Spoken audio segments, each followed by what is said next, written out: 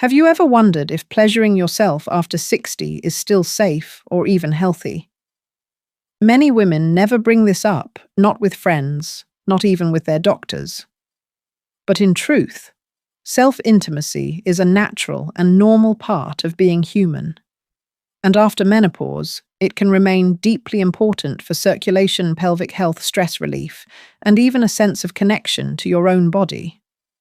The challenge is this: the very habits that once felt effortless in your 30s or 40s may not serve you as well today. In fact, if you're not careful, they can quietly cause irritation, discomfort, or even increase the risk of infection. I'm Dr. Perriera, a gynecologist with over 30 years of experience caring for women just like you, women who want to stay healthy, vibrant, and confident in every season of life. And in today's video, I'm going to walk you through exactly how to masturbate safely after 60. More importantly, I'll reveal the 3 dangerous mistakes I see women make, most often mistakes that can silently harm delicate tissue or set you up for bigger health problems down the road. Let me reassure you, this isn't about shame. This is about knowledge. Because what your body needs after menopause is different. Estrogen levels drop, vaginal tissues become thinner, natural lubrication decreases, and blood flow isn't quite the same. What used to feel good can suddenly feel uncomfortable, even painful. And yet the need for intimacy doesn't disappear. It simply asks us to care for ourselves in new ways. One of my patients, Linda, a 66-year-old retired teacher, came to see me after experiencing burning and soreness following self-pleasure. She whispered to me, "Maybe I'm just too old for this." But that wasn't the truth at all. She was using no lubrication rushing through and then neglecting proper hygiene afterward. With a few simple changes, hydration, gentle technique, and post-care, her discomfort vanished. She later told me, "For the first time in years, I feel at peace with my own body again." That's what this conversation is really about. You are not too old. Your body still deserves care, attention, and pleasure, just in ways that match the changes of this stage of life. And when you know what mistakes to avoid, you can protect your tissues, lower your risk of urinary tract infections, and reclaim intimacy as a joyful, safe part of your self-care routine. Before we begin, one important note. This video is for educational purposes only. It does not replace personal medical advice. Every woman's body is unique. If you experience persistent pain, bleeding, unusual discharge, or anything concerning, please consult your healthcare provider. Your well-being deserves personalized care. So stay with me. In just a moment, I'll reveal the first and most common mistake women over 60 make when it comes to masturbation.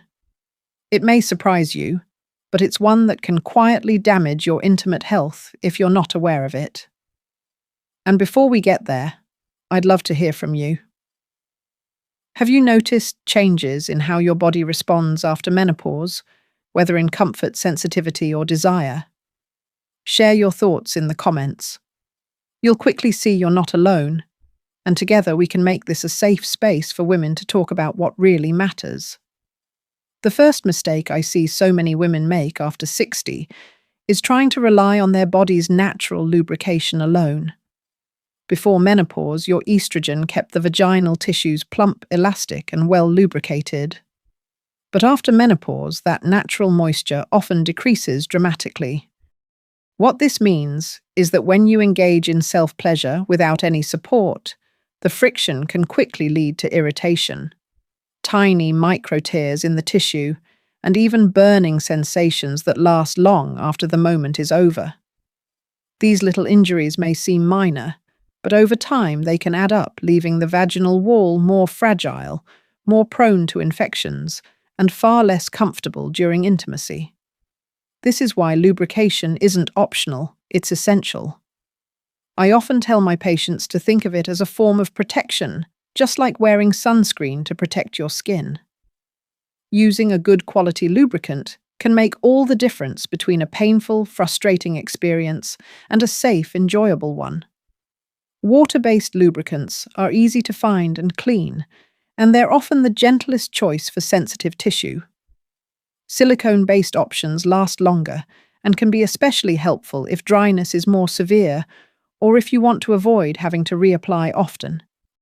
Just be mindful that silicone lubricants are not compatible with silicone toys. Oil-based products may feel smooth, but they can disrupt the natural vaginal environment and sometimes increase the risk of infection. So I advise being cautious with those, unless you are very familiar with how your body reacts. One of my patients, Carol, 72, confided that she had almost completely stopped pleasuring herself because every time she tried, it left her sore. She assumed this was just a sign that her body no longer wanted intimacy. But when we talked, I discovered she had never once tried using a lubricant. After I recommended a simple water-based option, she came back to me smiling. Dr. Perriera, she said, I thought I had lost this part of myself forever. But it feels natural again. That change didn't come from a medication or a complicated treatment. It came from something as simple as respecting her body's new needs. Along with lubrication, another mistake women sometimes fall into is rushing or using too much force, thinking that if they apply more pressure, they might bring back the intensity they remember from their younger years. But the truth is, with thinner tissues and more delicate nerves after menopause, that force can backfire. I've seen women develop ongoing irritation, swelling, or even a temporary loss of sensation from being too rough.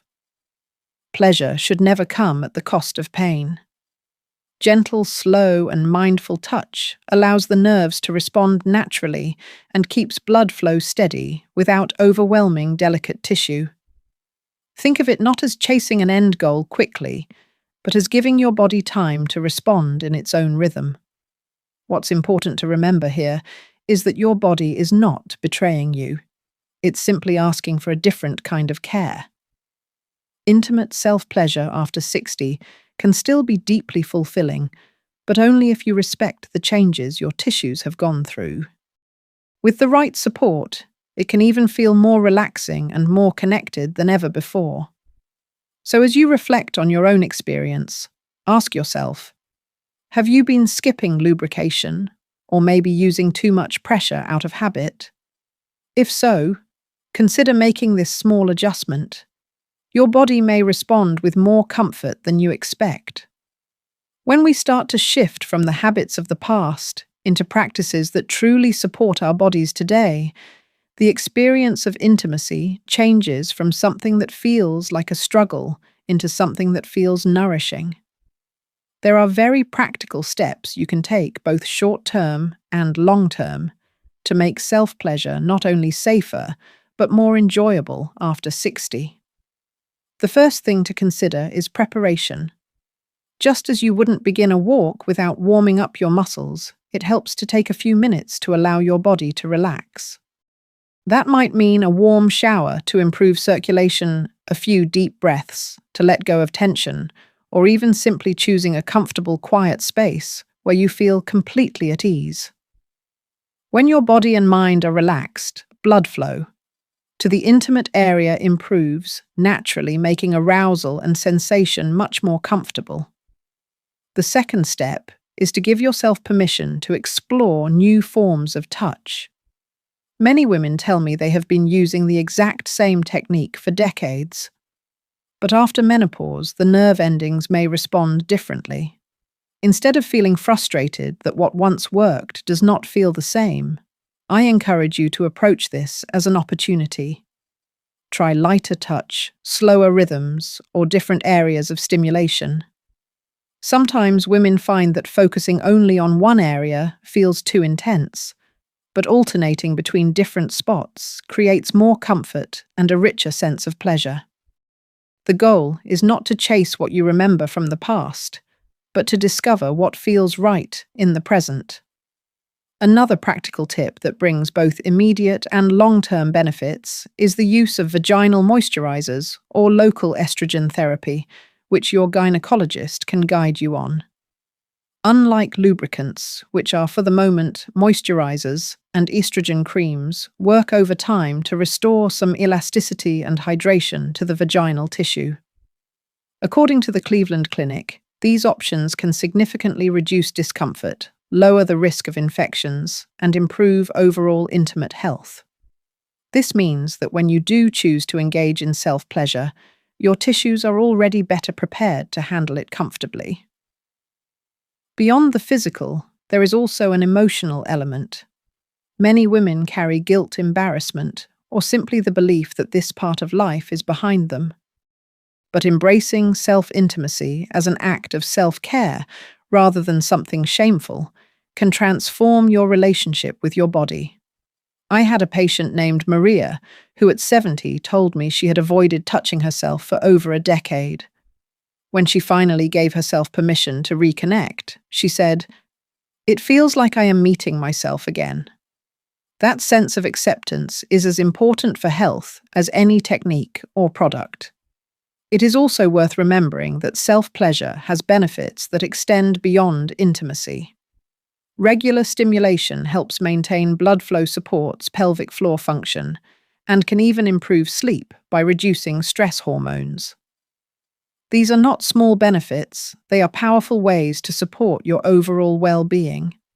And unlike many other health practices, this one requires no equipment, no gym, and no schedule, only the willingness to care for yourself. If you want a quick win tip, you can try right away. It's this: pair your self-care with deep breathing. As you breathe slowly and deeply, your muscles relax, circulation improves, and your body becomes more responsive. It may sound simple, but combining mindful touch with mindful breathing can completely change the experience.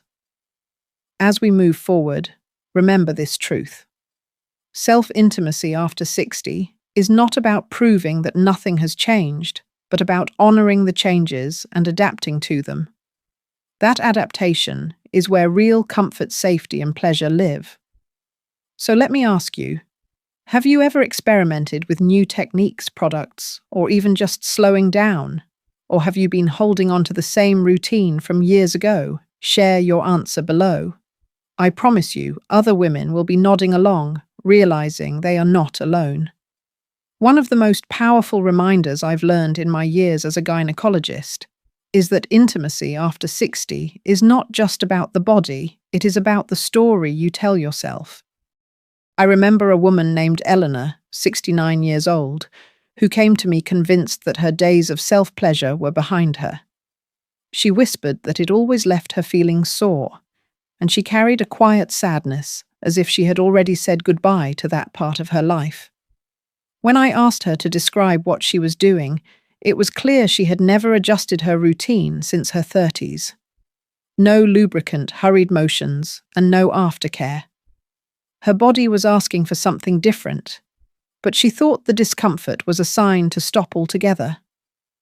We worked together on small changes, introducing a gentle water-based lubricant, slowing down, and adding a simple rinse with warm water afterward. When she came back a few weeks later, her eyes lit up as she told me, "Dr. Perriera, I didn't think this was possible. I feel like I have found a softer, kinder way to connect with myself." What struck me most was not just that her discomfort was gone, but that she had regained a sense of confidence in her own body. That is the gift of safe self-care. It restores not only physical comfort, but also emotional closeness with yourself. I often use the analogy of a garden. When you are younger, your body is like a garden that waters itself. It is lush, self-sustaining, and forgiving. But after menopause, the soil changes, the air is drier, and the plants need extra attention. If you continue treating the garden as though it were still self-watering, it will become brittle. But if you care for it with gentle watering, nourishing soil, and regular attention, it can bloom beautifully, even more meaningfully than before. Your intimate health works the same way. It simply asks for a different kind of tending, not abandonment.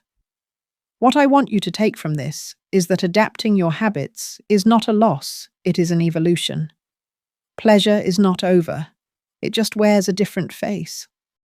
And when you listen to your body with patience, when you respond with care rather than frustration, you often find that the connection feels deeper, more mindful, and more healing than it did in youth. This is why ignoring self-intimacy, or dismissing it as unnecessary, can quietly take something precious away from you. It is not about indulgence, it is about circulation, about pelvic health, about protecting tissue integrity, and yes, about joy.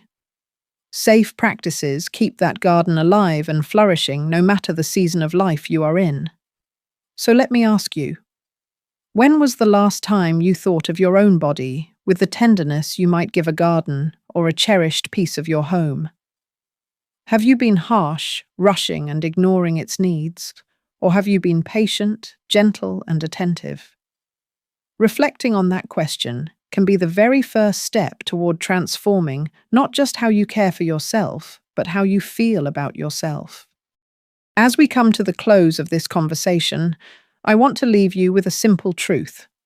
Intimate self-care after 60 is not something to fear, it is something to embrace. Your body may have changed, but that does not mean pleasure or connection is gone. What it means is that your approach needs to evolve, just as every other part of self-care does with age. We have talked about the 3 dangerous mistakes many women make: skipping lubrication and exposing already delicate tissues to unnecessary friction, using too much pressure, or rushing through in ways that the body can no longer tolerate, and forgetting hygiene afterward, leaving behind an environment where irritation or infection can quietly develop. These are small details, but they carry large consequences if ignored. By avoiding these mistakes, you give your body the protection and kindness it deserves. The solutions are not complicated. A high-quality water-based or silicone-based lubricant to protect your tissues.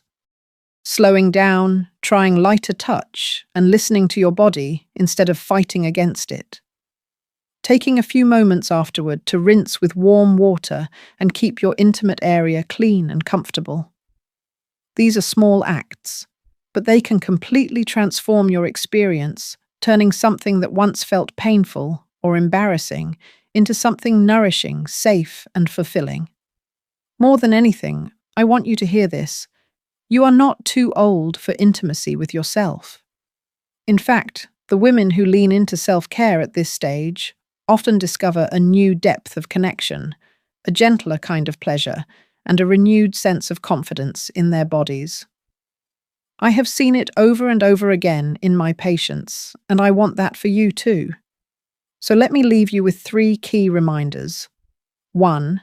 Listen closely to your body. If something feels painful or unusual, that is your body asking for care, not your body telling you to give up. 2. Be open to adapting.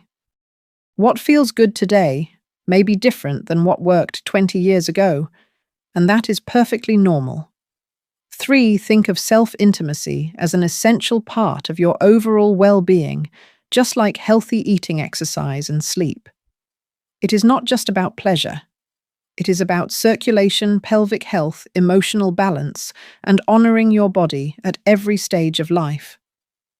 And before we close, let me remind you this video is for educational purposes only.